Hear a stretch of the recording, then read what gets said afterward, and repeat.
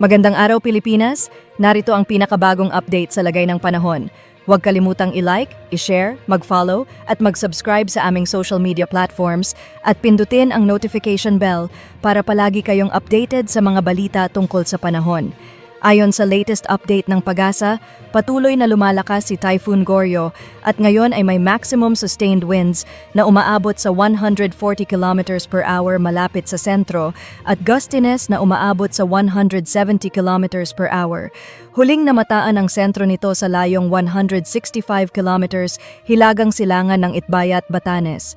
Kumikilos ito pakanluran hilagang kanluran sa bilis na 25 km per hour.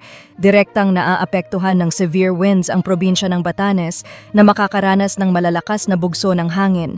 Samantala, ang mga pag-ulan ay mararanasan hindi lamang sa Batanes kundi pati sa Cagayan Province, Ilocos Norte at Apayao Province. Sa nalalabing bahagi ng bansa, ang southwest monsoon o habagat ang nakakaapekto na nagdadala rin ng mga pag-ulan sa ilang lugar. Ayon sa latest track na inilabas ng PAGASA kaninang 5 a.m., inaasahang mananatili ang direksyon nito pahilagang kanluran at posibleng maglandfall sa southern part ng Taiwan ngayong araw. Batay sa projected track, sakop pa rin ng radius ng bagyo ang Batanes Province, kaya't patuloy ang banta ng malalakas na hangin doon. Kung magpapatuloy ang kasalukuyang galaw nito, posible ring lumabas na ito ng Philippine Area of Responsibility mamayang hapon o gabi. Gayunpaman, dapat pa ring magbantay sa mga susunod na update. At sa tropical cyclone wind signals? Signal number 2, Itbayat, Batanes. Posibleng maranasan ang hangin na may lakas na 62 to 88 km per hour na maaaring magdulot ng minor to moderate threat to life and property. Signal number 1, nalalabing bahagi ng Batanes Province. Posibleng maranasan ang 39 to 61 km per hour na hangin na maaaring magdulot ng minimal to minor threat to life and property.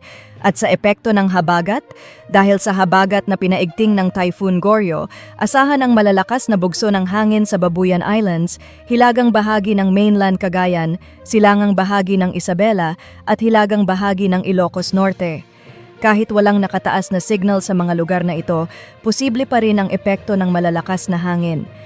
Sa rainfall advisory, posibleng makaranas ng 50 to 100 millimeters ng pag-ulan sa Batanes at Cagayan Province dahil sa direktang epekto ng bagyo. Asahan din ang halos widespread rains sa mga apektadong lugar. Sa regional forecasts, Batanes Province, maulang panahon na may malalakas na bugso ng hangin dahil sa bagyo. Ilocos Norte, Apayao, Cagayan Province, maulap na kalangitan na may mga pag-ulan dulot ng bagyo.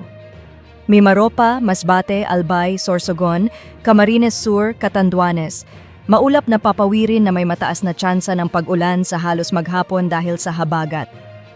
Metro Manila at nalalabing bahagi ng bansa, scattered rains and thunderstorms na maaaring magtagal mula 5 minuto hanggang 1 oras anumang oras sa maghapon. Sa Visayas at Mindanao, Western Visayas, Negros Island Region, Zamboanga Peninsula, Bar MM, Soc-Sargen. Maulap na papawirin na may mataas na tsansa ng pag-ulan at pagkulog-pagkidlat dahil sa habagat. Nalalabing bahagi ng Visayas at Mindanao, scattered rains and thunderstorms.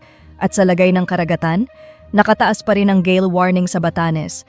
Maalon hanggang sa napakaalon ang kondisyon ng karagatan, kaya't hindi pa rin pinapayuhan ang mga mangingisda at maliliit na sasakyang pandagat na pumalaot. Iyan ang pinakabagong update sa lagay ng panahon. Para manatiling ligtas at handa, siguraduhing naka-on ang notification bell para lagi kang may alerto kapag may bagong ulat. Huwag kalimutang i-like, i-share at mag-follow, mag-subscribe para lagi kang updated sa mga balita tungkol sa panahon.